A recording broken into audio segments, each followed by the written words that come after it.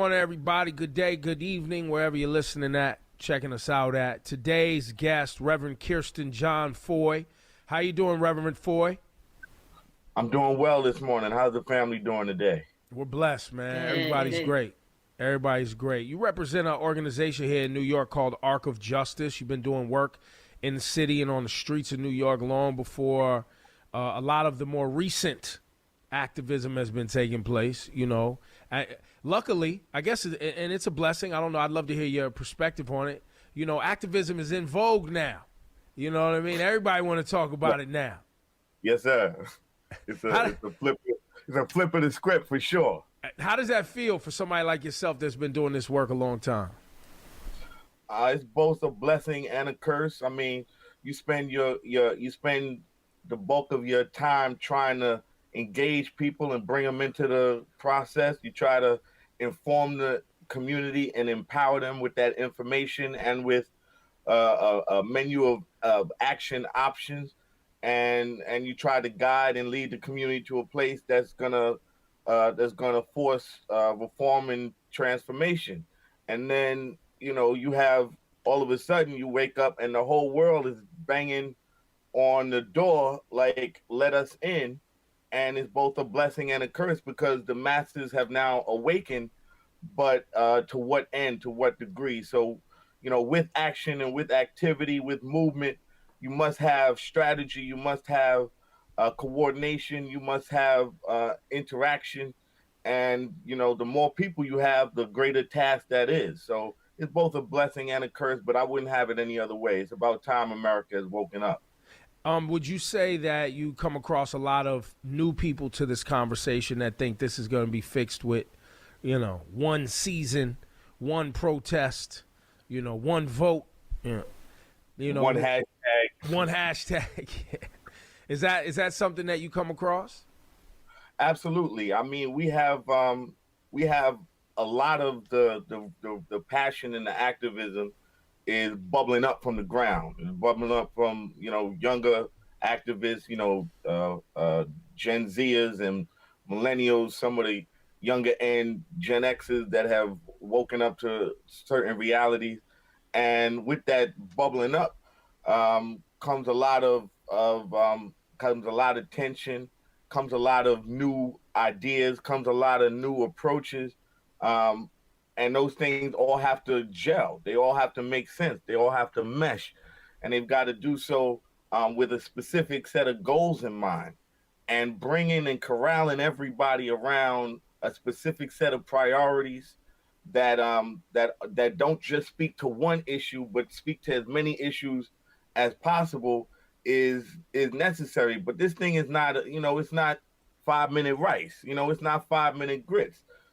This takes time. It takes time to build the momentum. It takes time to set the strategy. We can focus on dealing with one particular police incident, or we can focus on dealing with one broken agency. But then you leave room for other injustices to surface, and you leave room for other injustices to manifest themselves. And they may not be the ones that everybody is emotionally affected by, but they could be just as dramatic and just as traumatic. So we've got to take a step back on the action, but not on the intentionality and not on the energy, and figure out what the game plan is. We're not going to do this overnight. Movements are not microwave ovens. You know what I'm saying? Movements are souffles. It takes time to prepare the ingredients. It takes time to bake the souffle, and it takes time to let it settle. And everybody has to be part of that process. And in order to give everybody voice and to respect everybody's voice and to respect everybody's pain and position, that takes time. And time is a necessary ingredient to any movement, whether we're talking about a movement for justice, whether we're talking about a business, whether we're talking about pure politics. Time is an essential ingredient that cannot be, more time cannot be gained, but it certainly can be wasted. Reverend, what about, we're talking about the positives and negatives of all the things we've seen, all the momentum behind the social justice movements of the last year. How do you feel, and what are the positives and negatives of seeing these huge corporations seemingly wake up, make statements, make stances, make what appears to be efforts? How do you see the role of corporations who are now at least appearing to be aware and interested in finding remedies? I think it's time for corporate America to wake up and invest in protecting its market. I think there's a place for every sector of our society. The place for the individual, the place for the family, the place for the community, the place for the government, and certainly a place for the private sector. The private sector exists on the back of consumers. They exist on the back of the people that make our society run and move and grow. And when you have your marketplace subject to injustices, you have your marketplace, you have your consumer base subject to consistent and systematic trauma, you are impacting your bottom line. And as I explained to corporate leaders around the country, they have a moral obligation. That's true. But they also have a fiduciary responsibility to their shareholders to invest in their consumer base and invest not just in marketing, but in protecting that base from bad policy, protecting that base from systemic racism and white supremacy and privilege, because those things actually impede your consumer base's ability to consume. And so when you are redirecting resources to defending your community against inhumanity and savagery, you're not spending those resources consuming products and services that are necessary and desired by that base. So it's in the corporate interest to protect the consumer base from these injustices and these traumatic, systemic, racist institutions that are sucking the life out of their base and thereby impeding their ability to grow their bottom line and increase the trajectory of their profits. So there's a monetary and a fiduciary responsibility that overlays the moral responsibility that corporate America has to protecting all of its consumer base and all of its marketplace. In this last voting cycle, November through all of the recounts and everything that went down at the end of 2020, you've been paying attention to this for a long time and doing this work. What did you like about what you saw? I think what we disliked was pretty clear. The power of the black vote definitely caused the white mobs to attack yet again. And that's just a part of American history. Every time black folks show our unity and our power, white mobs attack. But it seemed like in this last voting cycle, black folks knew and had set out on a path to get some results. Now that's true, and we went with an intentionality and a purpose, and we went in it sober-minded. A lot of the things, as you say, we know what went wrong, but a lot of the things that we recognize as our past political behavior has been counterproductive. Just locking into one candidate, locking into one party, locking into the traditional paradigms without realistic expectations of what those paradigms are going to produce for us.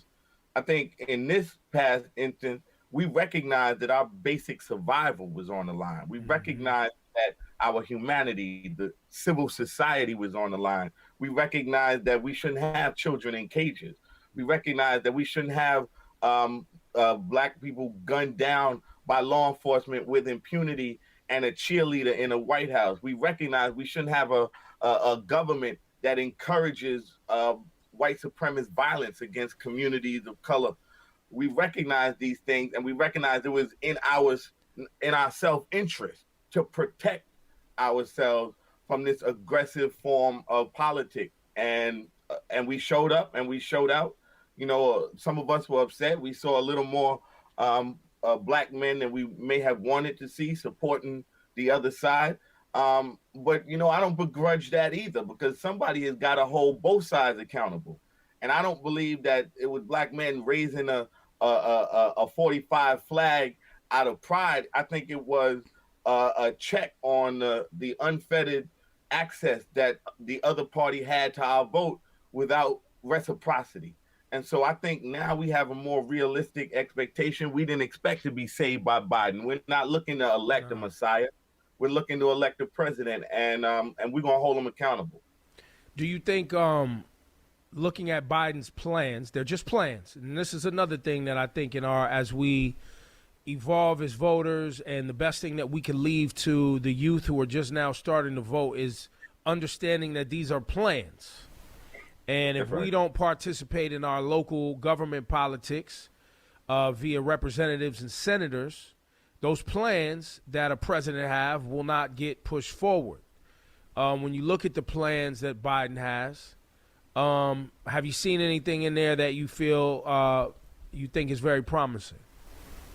So the first thing, yes, the answer is yes. I think the initial thing we got to do as a nation, as a community, is wrap our minds and our resources around this pandemic. I mean, I don't think people, unless you live in a community that is diverse, or you live in a black or brown indigenous community around this country, you really don't understand the impact that this pandemic had, the disproportionate impact this pandemic had.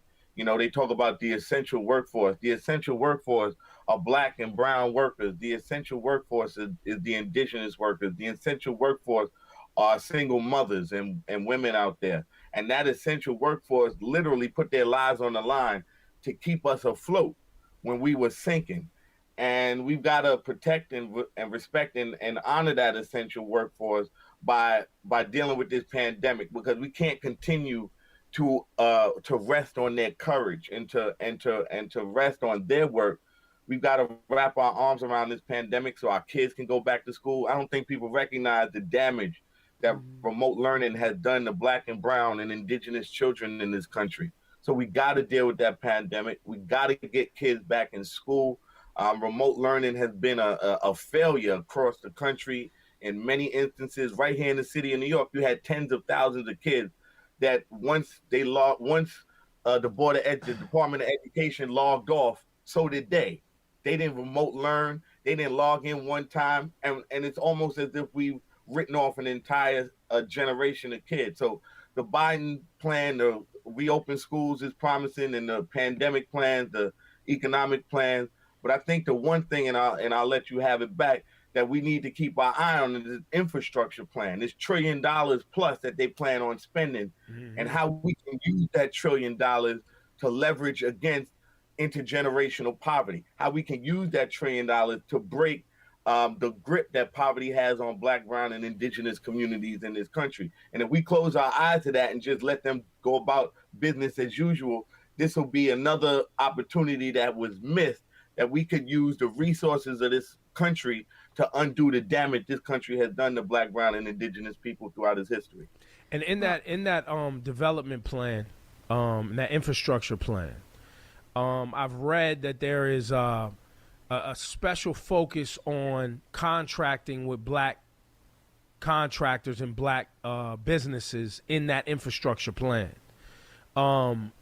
Is that what you mean when you talk about dealing, with the poverty issue? Is it just dealing with the companies, or is it actually building and hiring within communities that are predominantly black? I think it's both. I think you hit the nail on the head. It's both dealing with expanding the capacity of our private sector, the black and brown indigenous private sector in this country. There's a robust sector of businesses that are run by black, brown, and indigenous people, and they rarely have the opportunity to compete with their white counterparts for contracts. This is an opportunity to do that, but it's also an opportunity to invest in the workforce, right? Everybody ain't going to college. Every college isn't for everybody, but the future is coming nonetheless. And so we've got to empower the workforce. We've got to give them the tools, and we've got to equip them for the economy of today and tomorrow. So in addition to access to contracts and procurement opportunities, we've also got to invest in the workforce of urban areas, invest in the workforce of rural communities, where we are seeing the economy has been decimated. You can go to many of the reservations around the country, and you can see the sheer utter poverty that has overcome these communities. And it's not because they don't have good ideas, or they don't know how to execute, or they don't have skills, but they don't have the investment in the resources to take their company or their community to the next level. So yeah, we got to empower the corporate sector of our communities, but we also got to empower the workforce and give them the tools and the training. That means putting money into junior colleges.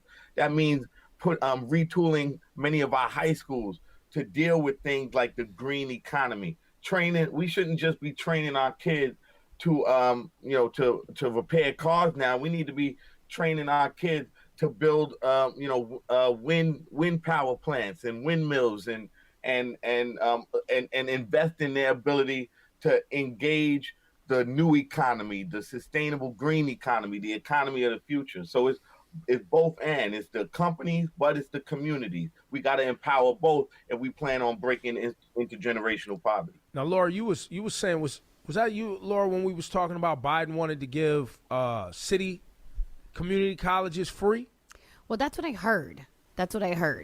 And Well, he said that, yeah. And if that's a thing, I mean, I think it'll make a huge change because, obviously city colleges and community college are not as expensive as a city college, but there's still people who cannot afford it, and not everyone will get financial aid or is willing to go into those crazy financial aid webs where you get caught up with debt. You know what I mean? So I think that if that goes through, I think that will make a major change for our community. Now, Reverend Ford, when you're talking to the youth, right, we have a culture in America, unlike other nations around the globe, where, it's very much like you could be what you want to be, and you could do whatever you want to do. But the truth is, and you can. But the truth is, when you're talking about wealth building and you're talking about owning real estate and you're talking about these things, isn't there some conversation that needs to be had around this is where the job opportunities are to generate a certain level of income, and this is where the training is, and we need to direct our kids towards that so that so they can be prepared for the jobs and the economy of tomorrow, but also so that we can make sure that this money is being brought back to communities. It's no question about it. It's look, it's critical that that we increase access points, right? We increase access points to affordable education, whether it be, higher education, community-based colleges, or city and state colleges. It's important that we increase access point to educational opportunities. It's important we increase access points to capital, right? It's one thing to get a contract. It's another thing to be able to execute on that contract. A lot of the times we see that our companies, they can compete, they can get a contract, but then they need investment in order to execute that contract. And the access to capital they have is limited. The banks ain't all of a sudden wake up and love black business, and all of a sudden wake up and decide they weren't going to be part of a system of white supremacy. The financial institution has to be restructured so that we have equal and increased access to capital investment. Look, when you are dealing in America as a person of color, a black, brown, indigenous person in this country, or as a woman in this country, you are running into systemic obstructions to your progress, right? Racism isn't just an idea. It's not just a feeling. It's a set of systems that are ingrained in our larger society and intended to block access for us, specifically to capital, to opportunity, to education, to infrastructure. You can't just ignore segregation and the legacy of it. You can't ignore mass incarceration and the legacy of it. You can't ignore insurance redlining. You can't ignore these structural obstructions. You gotta tear down these systems if you're gonna really allow for our potential to manifest itself and for the greater society to benefit off of everything we have to offer. America is hurting herself with racism. America is hurting herself True. by having these systems that are designed to keep us boxed out. So we got to tear down those systems, not just for us, but it's in the country's interest to tear down those systems, remove those institutional and structural barriers for from our community, so that we can really meet our full potential, and America can really understand the strength and the power that she has in her people. That's such a great point too, because let's be honest, Reverend, most people of all backgrounds mostly care about their potential well-being. And so you make such a great point about America needing to understand that the plight of black people in America essentially directly affects the plight of America as a nation. I don't think anyone thinks about it that simply. You've been at this for a very long time. You've obviously seen ups and downs in terms of progress. What do you hope to be able to see by the time it's all said and done for you? Like, what's a realistic goal that you could feel like, we made some real progress that I feel good about? When people like me can put on the unemployment line, when people like me don't have the intentionality that we must have to protect our kids, when we don't have to get up every morning and worry about whether or not a cop is going to shoot somebody or pepper spray a 9-year-old girl, and we don't have to worry about public housing blocking out our brothers and sisters because they happen to have been subject to the system of mass incarceration and just coming home from prison. Do you think there's a chance you'll see any of these things, though? Do you think that's possible? You're damn real. We're going to see it because we're seeing it already. Look, when corporate America wakes up and recognizes it's in their interest to deconstruct these systems, then we've made progress, right? Progress ain't you wake up overnight and you live in utopia, right? Progress is you take one step, then you take another step, but you continue moving forward. And I believe we are on that march forward. I mean, we've been on that march forward since day one. The question is whether it's time to stop marching and start running. And this is the time that America needs to pick up her pace. We can't accept the consistent delay, right? We can't accept the consistent denial of progress that we can accomplish right now. Right now, we can do things like get rid of qualified immunity for police officers so that they have to face the consequences of their actions personally, and that they don't have the opportunity to hide behind a city budget to exact their hatred and their racism. We could do that today. We can do other things today that don't have to be prolonged or protracted in the name of the body politic.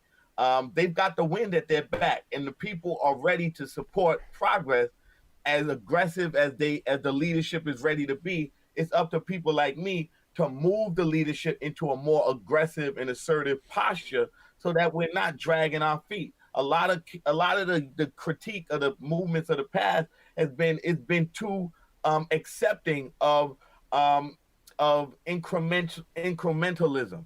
We can't accept incrementalism when we are literally dying by the thousands on a daily basis. So incrementalism has got to go out the door, and we need to have real aggressive, assertive, and affirmative leadership that says, let's seize every opportunity that we have to tear down systems now and not push those things off to tomorrow so that it's somebody else's problem. Let's make the hard decisions while the people are with us. And when the time comes, when the tide shifts, because it will shift again, as Ebro has accurately stated, every time we make a quantum leap forward, America, tries to take the white mobs, the white domestic terrorist temper tantrums. They be throwing them. January 6th, right? That's January 6th was the biggest example that we have of that, bro. So you 1,000% right. But it's that incrementalism that lays the groundwork and the foundation for something like a white supremacist insurrection to take place and to occur. And so we can't deal with that incrementalism anymore. Well, that's why this disease still plagues the nation, is because of what you're talking about. All of these small steps, and celebrating these vanity vanity just for the look victories. You know what I mean? It's not real. There's not real actual accountability taking place where you have these white supremacists and the people that sow hate and division in this nation, mostly against black and brown people and indigenous people, that they are actually being held accountable for their actions. And even right now, you see the government and too many people talking about we need to unify. We need to unify. We always unifying on the heels of y'all tripping. Word. Y'all start tripping and then tell us we supposed to be unified. Word. Well, I mean, look, they consistently engage in their agenda on all levels, right? And we see that there's not something they're unwilling to do. There's not a place they're unwilling to go to hold on to their privilege and to hold on to their power. That's what that violent insurrection was about. That's what these militia groups that are organized around the country are about. It's about maintaining these systems of privilege and oppression, right? And so they're willing to go where they need to go for it.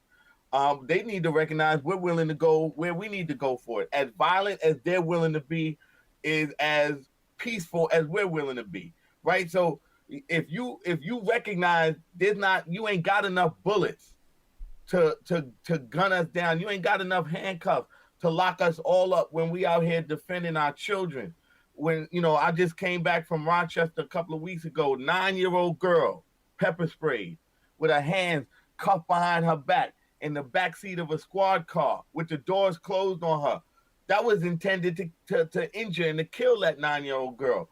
When you have situations that exist like that, and that's not an anomaly. When you have situations like that where they're willing to kill your children, it was reminiscent to me of the 4 little girls that were bombed in the church during the civil rights movement. They're willing to kill our children. They got to understand we're willing to take all the bullets and all the handcuffs and all the trauma and all the violence y'all got to protect our children and to protect our future. And it's this moment and in this movement that they are awakening to that thing, and we're seeing them responding to it. And the government has an obligation to stand up, empower us, because the alternative to empowering our communities is allowing their communities to tear this country apart. And so America ain't got no more chances, right? This is really her last chance to get it right. The white supremacists and the militia and the nationalists, they ready to throw down right now. Right. So we need to seize this opportunity right now, or America will lose it permanently. Well And said. it's riddled inside the police departments. These individuals, the people who showed up January 6th were teachers, doctors, lawyers, firemen, off-duty police officers, maybe even on duty, the ones that let them in, military veterans, all walks of life basically, shoulder to shoulder, unified with Confederate flags flying, beating up cops with what was it? What's that thing? The thin blue line flag, the Blue Lives Matter flag. So y'all really lying because blue lives don't matter to you, and Right. And so it's all within. Even we've had Commissioner Shea on. He probably won't come back on, but we jammed him up about the white supremacists that are within the NYPD and what he plans to do about it and how he's gonna Was that before or deal after with their it. union endorsed Donald Trump? Yeah, that was before the union endorsed Donald Trump. Yes, sir. But I'm reading over some of your plans right now, and with the recent city and state laws aim to address police brutality and transparency. Do you like some of these incremental? Here we are again, incremental moves that have taken place from the mayor of the city and the governor of the state of New York. And what are the next steps here? Do I like them? I mean, it's better than nothing, but it's not what we need at this moment. And we need more. I'd like to see officers face the consequences of their action in several ways. You've got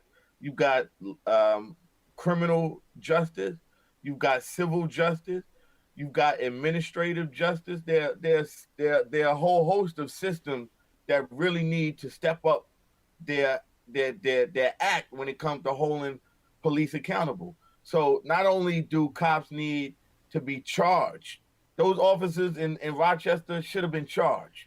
They should have been charged for what they did to that 9-year-old baby. The cops that killed Daniel Prue, we just found out they will not be charged. Daniel Prue was the gentleman that was killed while he was having an emotional crisis. They put the bag again over his head and all that.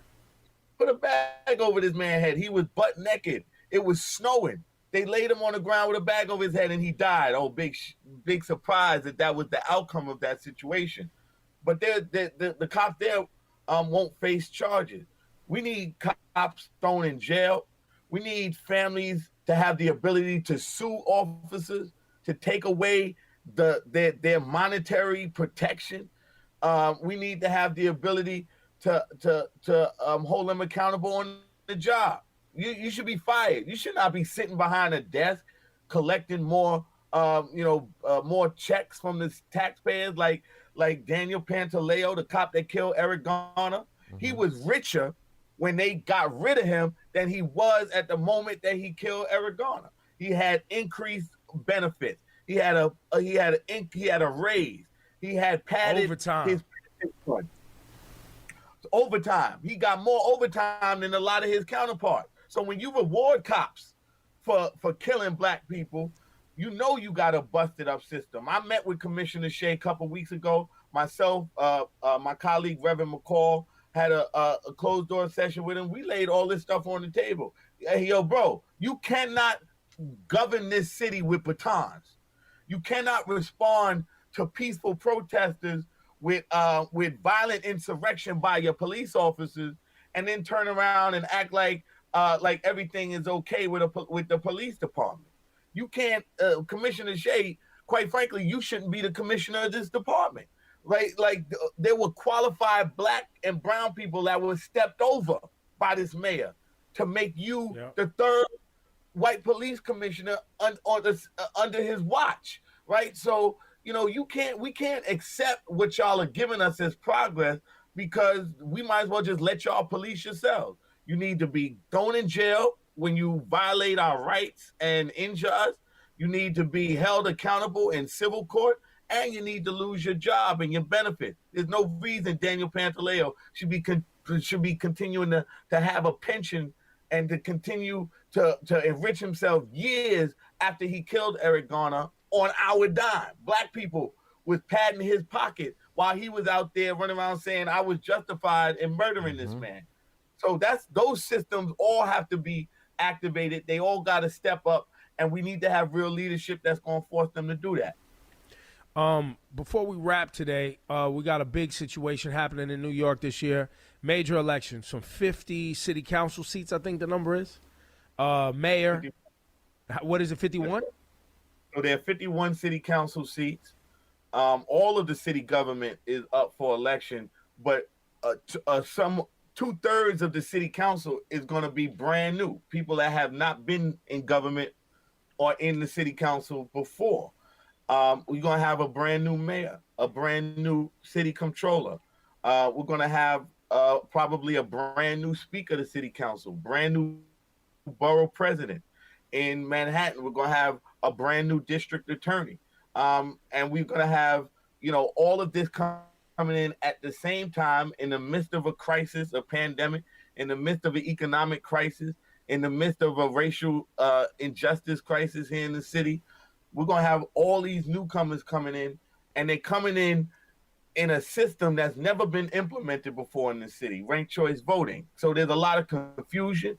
Our community is not educated about ranked choice voting, about how to access and really execute a ballot under ranked choice voting. It's a total new system, and the city government is not investing the resources it's going to take to inform our community about how to really access this ballot and execute this ballot in a way that doesn't injure their voting franchise.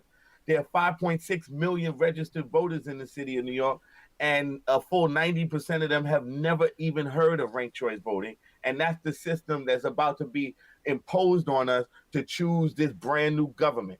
And so we got a lot coming down the pike. It shows like this show that's going to be critical in making sure that these systems don't continue to abuse us, that this new system of ranked choice voting doesn't take advantage of our traumatized and injured communities. And it's going to be shows like this that hold these people accountable when they get into office. It's going to be ever more critical. Ebro in the Morning is going to be an ever more critical platform because you got some newcomers coming in, new jack that don't know nothing about government, but they got all these lofty ideas. And then you got old jack, old heads that came in under the old system, the old way of doing things, and the old way has failed us. So we're gonna really rely, Ebro, on you, on this platform, on organizations, civic organizations, to really protect our community from the encroachment of ignorance from these new systems, and to hold these new government, new jacks accountable when they come in there and they start, wilding out and trying to, take our city in a direction that it's not prepared to go, or take our city backwards. So I appreciate this platform. I appreciate y'all leadership, but that's really what's at stake right now. It's a $85 billion budget that really should be controlled by the people that have paid the biggest price to keep this city going in the last year. And with this ranked choice voting, we are at risk of losing a lot of political capital that our community accrued over the years of sacrifice and suffering in the city. So I'm glad you're doing this. I'm glad you're talking about it. Everybody ain't focused on it, but this is a real critical election. This election will determine the future of New York City for generations to come, and we really need everybody on point. Well, and also too, it's a complicated conversation, right? And you talked about incrementalism, and a lot of people rallied behind de Blasio when he first got in, and he fell short and didn't get some things done that we want to see him get done, and he didn't do some things that we all wanted him to do. Yes, sir. But there were things that, stop and frisk, and other things he went toe-to-toe with the police about. There were some other things that took place that we did like.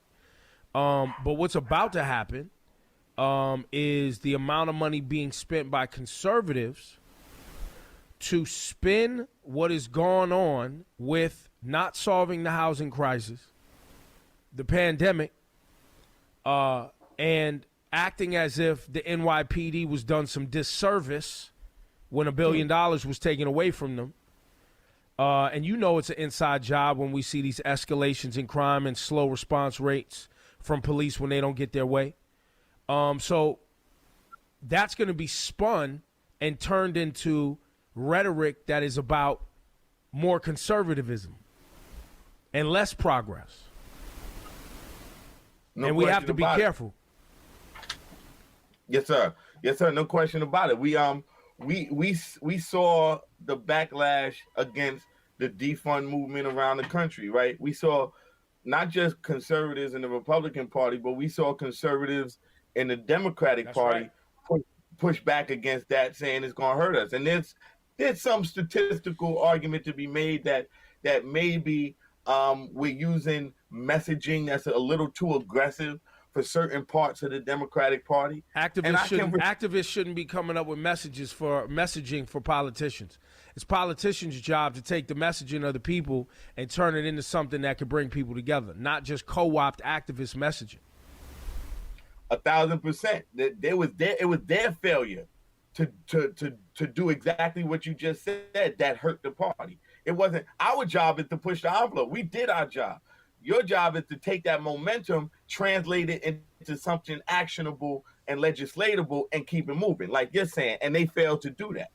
And we're going to see that backlash the more aggressive we get on different policies, right? So you got defund the police, but you also got this movement in New York, cancel rent, right? I don't know how legitimate it is, but it's the job of the legislature to say, all right, well, cancel rent is the movement on the ground, but we need to come up with a legislative or a statutory allegory that speaks to that outcry from the people, right? That's right. We hear about cancel student debt, right?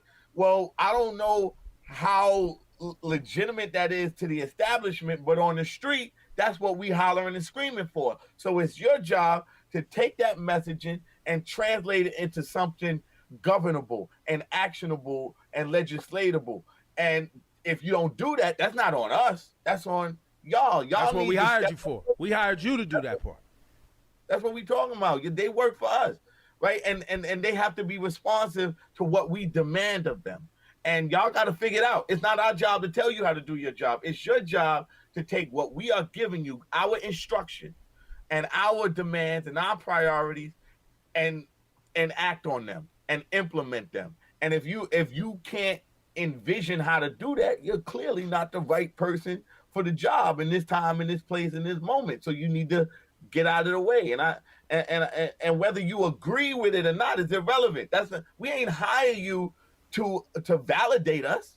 We hired you to execute the agenda we are giving to you. So don't try to flip the script on this whole, like, we owe you validation, or we owe you comfort, or we owe you the ability to be flexible and politically nimble. Now, we don't owe you nothing. We hired you because we need a job done, so you owe us, and we're going to continue to push the envelope. And if you're not the right one, just acknowledge you're not the right one. There are plenty of professions that are in need of ambitious. Don't be mad UPS is hiring. Don't be mad. I mean, but that's the reality on the street. They are going to wind up hurting the Democratic Party. It's going to wind up hurting itself by pushing back against the very people that its successes are built on.